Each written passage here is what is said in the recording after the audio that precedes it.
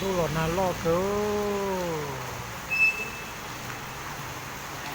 อนานรอดเดียวเนาะ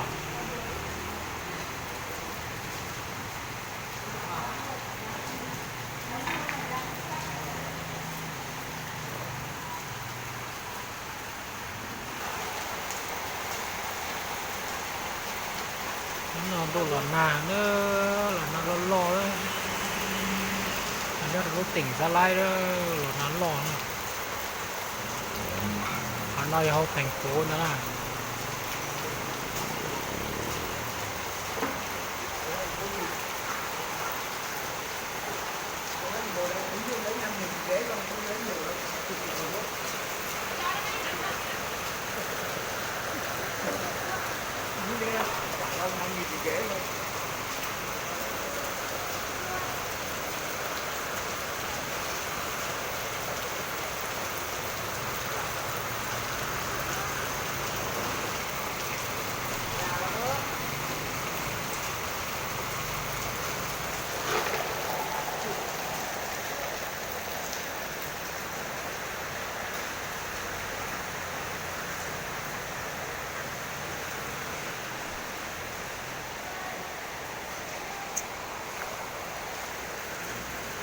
ก็เป็นนิยมนะพวกขามอนะเขาเยอะจะโดดสเกต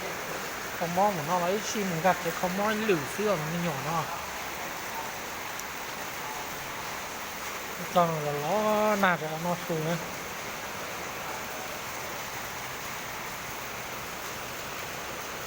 ดูว่าน่าล้อเตี๋ยว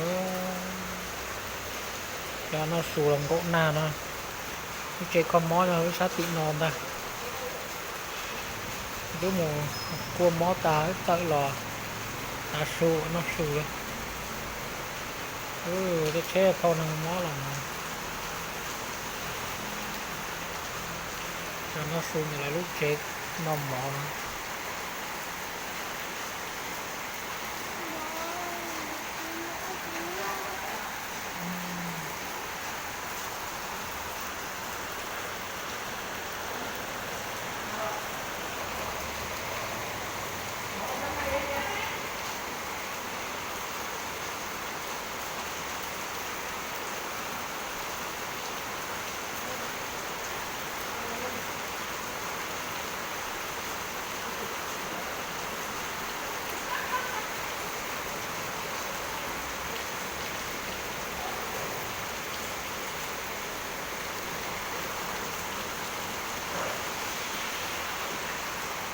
เราไม่ใช้หน่อยที่